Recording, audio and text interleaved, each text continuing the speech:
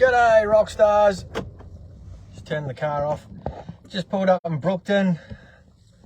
What's happening on your Sunday?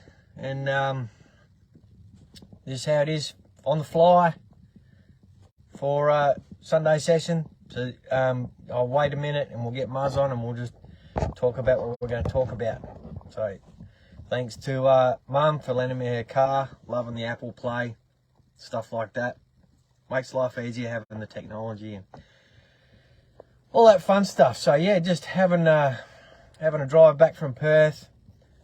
Absolutely loving the music, the bangers, just feeling like a rock star in the car. So that's how it is. And yeah, just brain's a bit bouncy at the moment, flying into Brookton, listening to the bangers, just fat beating away. So I'm just getting steady. So this is how it is. This is the rock star life. Dropped the boy off at the airport. Alright, something the car's telling me stuff. I'll just... Alright, car's off. There you go. You probably heard the camera. If you did, you're lucky. Oh, Muzz is going to get on in a tick. So I'll just start talking to myself. So what happened today?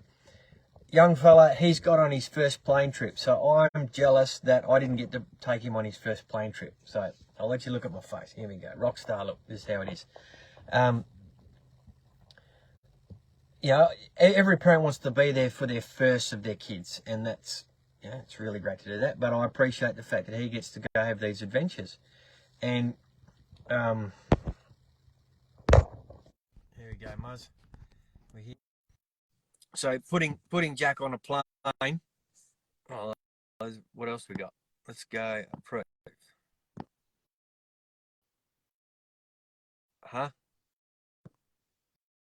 Something like that. Here we go. G'day. We got it. We got you here, Muzz. We're both in cars, mate. Hey? Both flying around in cars. Absolutely. No, it's all go here. Yeah. Yep. So thanks for coming along. I'll keep talking for a minute because I was on a roll. Put the young fella on a plane. He's on a school trip today. Jealous I'm not there to fly with him for the first time. And that shit happens, but it's great that he gets to have these adventures. And I've had many adventures in airplanes to go places, and we can discuss that a bit later. But I'm just buzzing through life at the moment.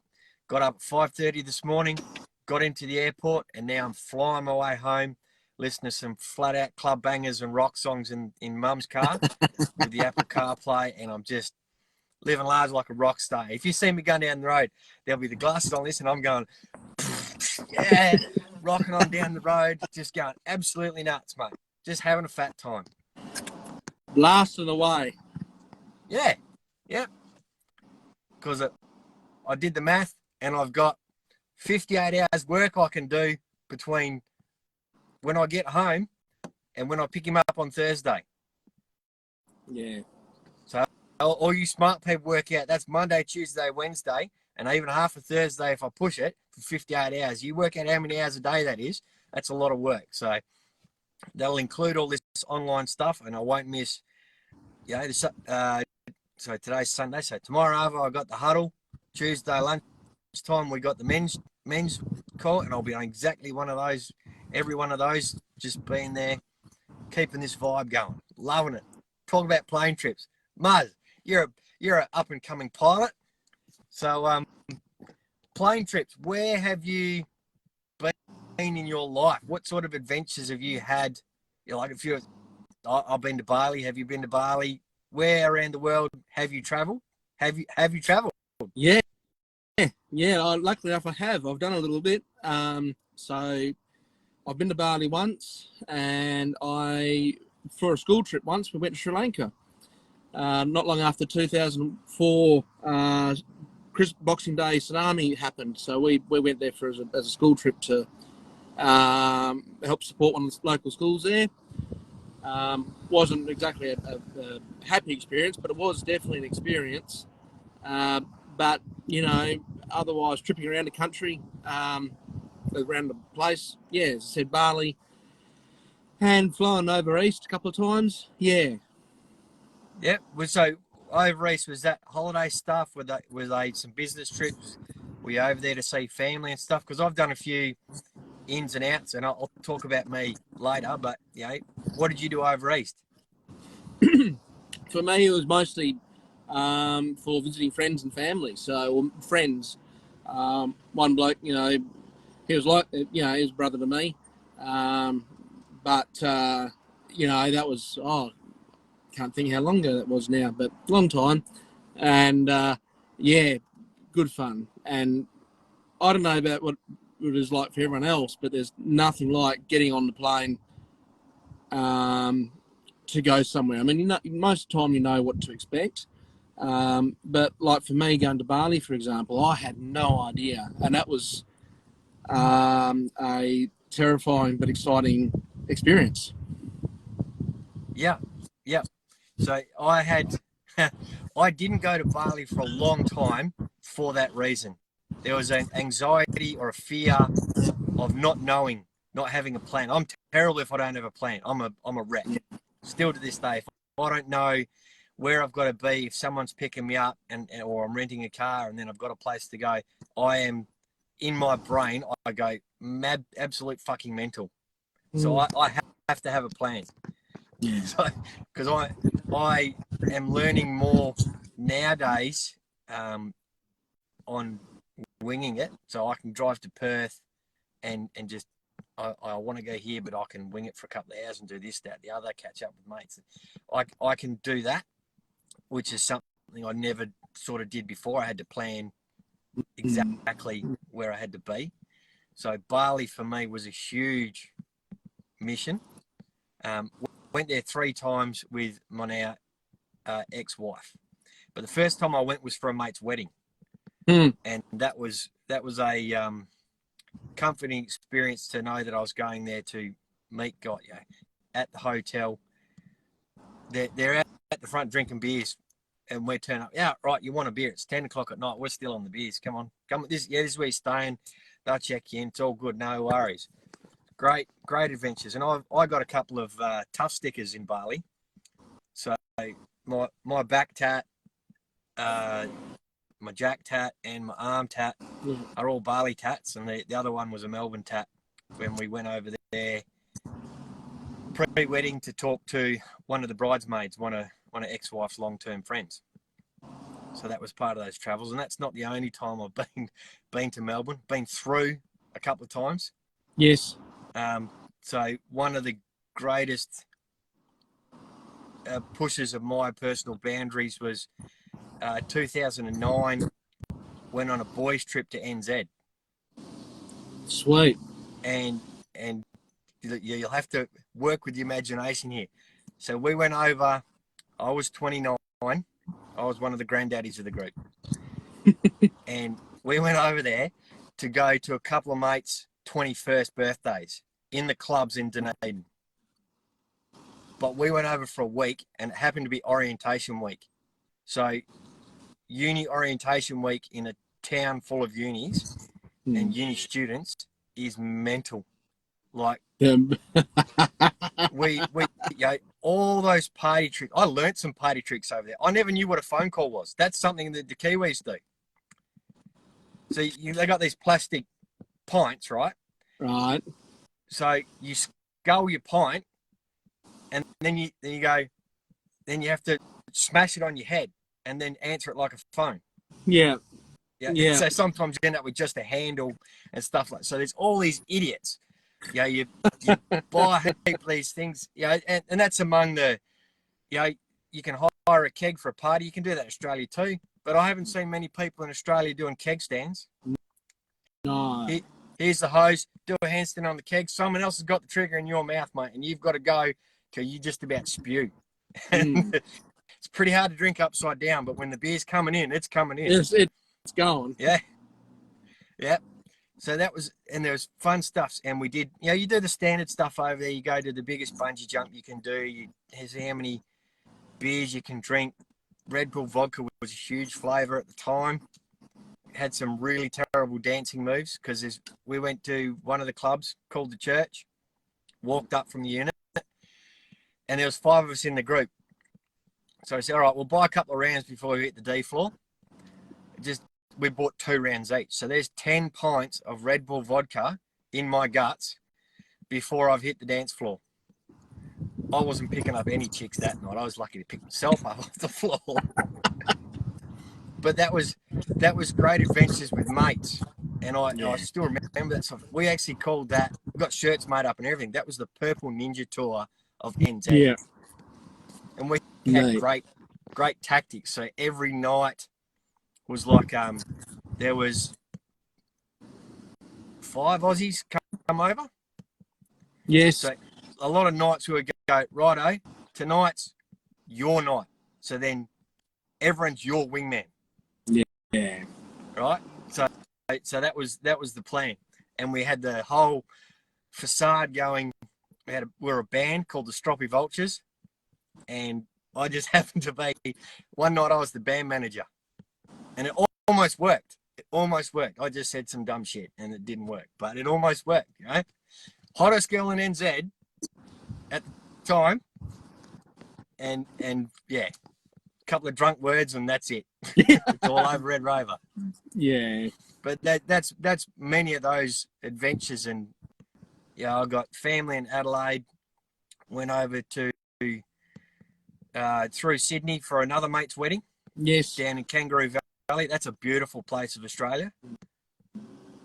Kangaroo Valley down in Nowra and stuff like that. Yep. What else did I do? Yeah, Adelaide. Yeah, Bali 3 times. Adelaide twice, I think. Sydney for Sydney for my mate's wedding, and then a couple of years back, and people can go on my personal profile and see it. So there was this thing going on in WA called Aussie Driver Search, right? Who wants to be a race car driver type shit? Enter a competition, come drive our cars. If you're any good, we'll get you to the final. So I thought, you know what? I'm a race car driver, or used to be. Why not have a go? You never know if you don't have a go. So I went to Perth and entered into the semi-pro competition. There's a big lure of money. I thought, yeah, they go, oh, you can win $150,000 in race car sponsorship and stuff like that. I'm going, well, that's a fairly fat offer. Absolutely. That wasn't top prize, but that was second tier stuff. There was more on offer than that. Jesus. So Yeah. they were almost selling you got V8 supercars, Super 2s and Super 3s. Yes. So they were running a car in Super 3s, and they were whoever won the professional was going to get a couple of runs in the Super 3s. So to get people in front of these sponsors and stuff. So anyhow, that was a good business idea. It went bust a year later for different reasons. You know, too big, too hard, couldn't make the payments and stuff like that. But the kick-off from that, so I got to WA and I thought, I'll just have a play. Yeah. There's fucking thousands of people having a go. So I thought, throw your hat in the ring and you have a go. But I got in the top 10 for WA. So then it was invited to go to the final. So each state had their top 10, or each event had their top 10 Yes. that went to the final, which was in, God, I'd have to find it. Not Willowbank, just out of Sydney anyway. One of those racetracks just out of there, just south of Sydney. And so I went over there, and there was 100 people in that group in my class. And, you know, it's huge type stuff, and that was fucking scary because I was literally winging that. Like, I knew I had to be here at a certain time, but you know, flying to Sydney, hire the car, drive to the hotel, book into the hotel, present at the racetrack at this time, so you can do your practice laps. Then be back the next day to do the event. So you got to be there at time. You got to be registered at a certain time, and then it's a lot of waiting. A lot of wait. You go, if I was somewhere in the 70s as far as getting to go through the group. So I was there for most of the day. But, Yes. yeah, you can imagine the guy in the last group, the hundreds, he's had to watch 90 other people thrash the shit out of these cars. We were driving Brute Utes, the V8 Brute Utes. Yes. So they're a machine. They go all right. But they do step out too. Yeah, I bet they do. Yeah. All So that was one of those fun adventures that I had. It just happened that the final was in the middle of harvest. And I went, do I, don't I, do I, don't I, do I, don't I? And I spoke to Mum and Dad and I said, look, hopes and dreams aside, I've made this far. It'd be dumb of me not to go see how far it goes. Absolutely. So I went, learnt some things, could have done it better. Second round, I reckon I could have made the top 30 cut. As far as, you know, when I look back on the history, as far as points when I was just outside the top 30 anyway, but there was a lot of mistakes made. You learn from your mistakes. Not everyone can be a V8 supercar driver. I don't think I want to be a V8 supercar driver. I'm pretty happy being a farmer. Yeah. What makes you say that, Stuart? I mean, I'm not the wanting to be a farmer part, but not wanting to, you know, pursue the V8 supercar driver. Yeah. All right. So the level of commitment, the life change. Because at 38, you know, I was divorced, I've got kids at home, trying to help Mum and Dad on the farm. To go, hang on, pause that, to effectively move to the eastern states to try and race cars amongst hundreds of other people to possibly go unnoticed. You know, massive risk. And even if I was good enough to make it, then you're still talking about that level of commitment. Yeah, it's just completely flipping my life upside down, pausing what I'm doing, and going to do that. And I wasn't prepared to do that. You know, it's one of those lines in the sand. You go, there's things that you will do, there's things that you will try, but there's only so far you can flip your life around, unless of a disaster, you know, like we talked about in the Wednesday Wisdom, you know, deaths and disasters. Divorce didn't make me change my life that much, you know. There's an impact, but that sort of thing, you know, short of the disaster of the farm selling, and then I had nothing else to go and do, I might have taken a risk on it. But because I still had that comfort, there's that security coming home to the family farm. You can appreciate this. Come home to the family farm and you know you've got a job. Whether you get paid or not might be a different story, but there's that security that you know you've got a house to go back to. You know, you can have shower, you've got clothes on your back, you've got the basics. Absolutely. You can live from that. And yeah, I was just not prepared to sacrifice all of that for personal gain risk. Unlike what we do when we start this sort of business, there isn't a lot of sacrifice. No. Because there's only, you add it into your life, and then you learn and grow from within that. I could have gone and done that and not learned as much about myself as I've learned doing this. Conquering fears, personal development, stuff like that. Like the dramatic changes in my life from working with you and all these other men that we work with, those sort of dramatic changes haven't changed my physical, have changed my physical world, but it's a personal change that doesn't affect the world around me as much. Yes. I'm not moving a family across Australia. I'm not, you know, it'd be like changing, like Scotty's up on the mine site today. He's had to leave his family. So can you imagine if he had to come home and go, that one's fallen through, righto, missus and kids, we're packing up, we're moving to WA because there's a job over there. Yeah. So you know, to shift all that, that's a huge sacrifice for everyone. Absolutely. for a job, you know, and people commonly do that stuff, which is insane. But, you know, considering we have opportunities like this going on today, where you can actually stay where you are and make a life doing that. But, you know, that was one of those things I learnt from having that plane trip and experience. You know, there was a little bit of growth, and I can't wait for the day, because it's coming. You and me should go do that Dubai thing that Christy and Beck just did. Yeah. You know, I'm going to go live like a fucking rock star. Might have a beer with the Tate boys, and we'll go hang out in Dubai, drinking champagne, hitting the clubs. Won't be smoking cigars or nothing, but you know, that's just go be fucking rock stars. Play rock stars. Play with the high rollers. Yeah.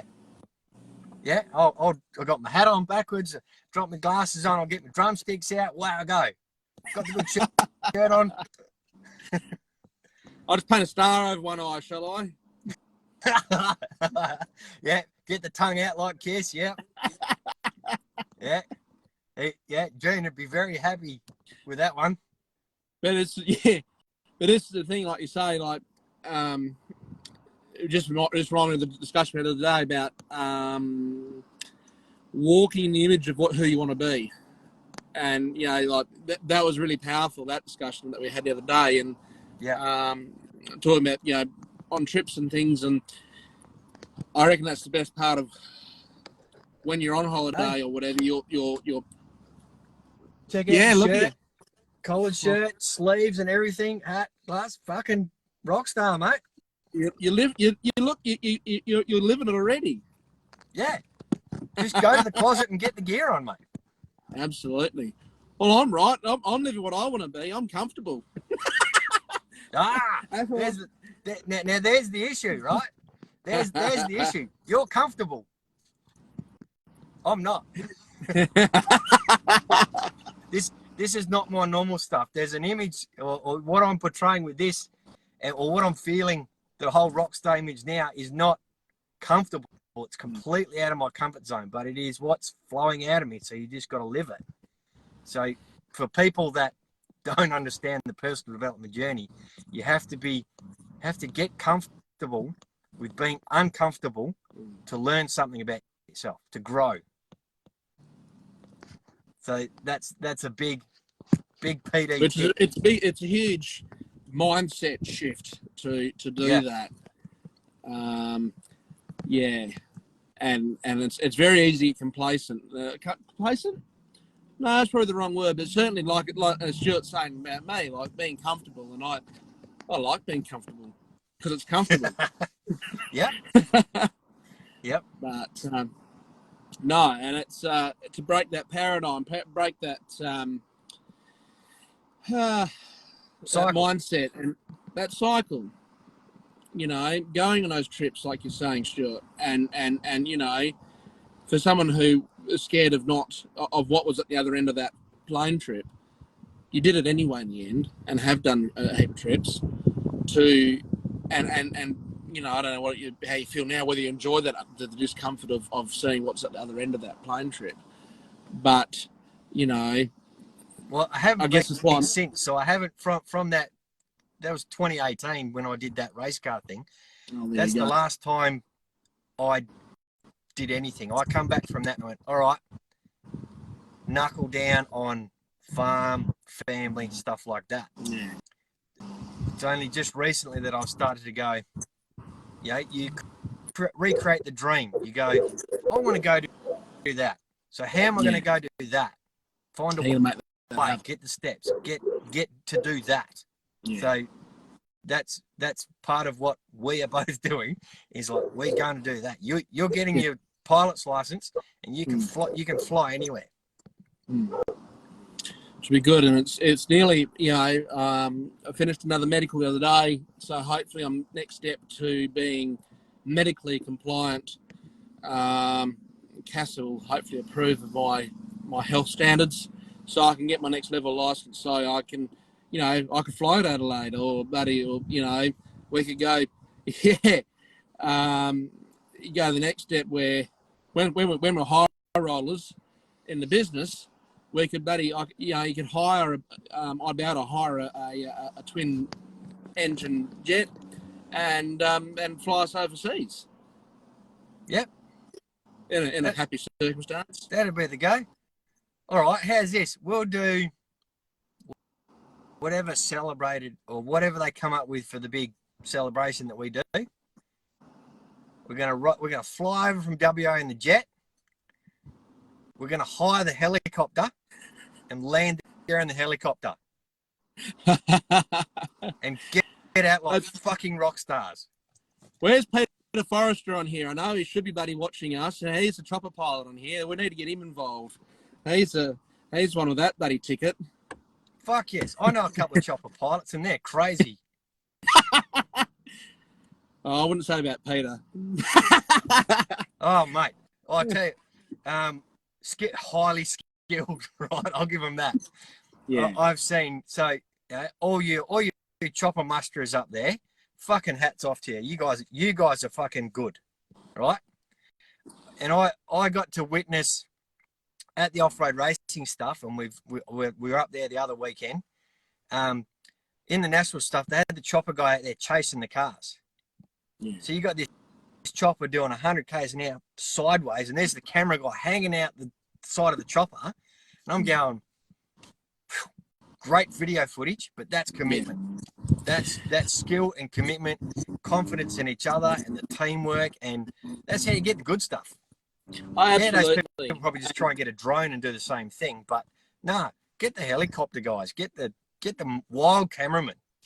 Absolutely, because I mean, you're on spot, and yeah, look, as you said, drones can do it fine, but you're removed from the situation because you're at point A and you're at point B, the drone, away from you, so everything's that's much slower and delayed. Whereas you got your chopper and cameraman on site, they're there, and oh man, there's nothing like watching any good pilot, chopper and plane, but choppers, like those guys in the Alps, dropping off the skiers off, you got an angle like that, Yep. like that, and no skids of the chopper, just kissing that bloody Alp, throwing the skiers off, and to hover and sit there. I didn't realise how much it is, a thing to learn to hover like that, but a friend of mine currently, James Craven, is doing it, and he says it's tricky. Well, you got the upwinds and potentially down drifts right on the mountainside that can, When you get to that point, absolutely, and Yeah. and even flying a plane, at least with the plane, you continually move and getting that airspeed up to keep you mobile and in the air. The chopper, there's so many little movements you're doing all the time. As far as I understand, any chopper pilots on here, please correct me if I'm wrong, but the way I understand it, there's a lot going on. Yeah. On that note, Stuart, I'm sorry, I've actually got to keep trucking, but I should if you're too. all good, yeah. So no, look, thanks for the yak, mate, and buddy, yeah, here's to being uncomfortable, comfortable being uncomfortable. Yeah. Yep. Live like rock stars and find stuff you want to do and just go and do it. Find ways to do it. Absolutely. Yeah. All right. And I didn't say it at the start of the video, and I'll say it now, and we'll get a bit YouTubey. So thanks to all the veterans and service people that fight for our freedom. Good on yous. Thanks to all the truckies that move all our stuff around Australia and food. And thanks to the farms that grow all the food. You guys are fucking awesome. All right. And if you've got this far through the video and you're on YouTube and you haven't subscribed to the fucking channel, do it now. Hit the like button and the ding and the notification bell thing. Yeah, that's sort of YouTubey stuff. Oh, shit, we're good at this. Just winging it, mate. And that's all right. what it's all about. So, Yep. All right. Thanks, mate. And cheers to everyone watching us. Yeah. And that's for comfortable being uncomfortable. Just wing it. We'll swing it. All right. Peace out, everyone. We'll sign off, and I'll stop sweating in the car. See you, mate. See ya.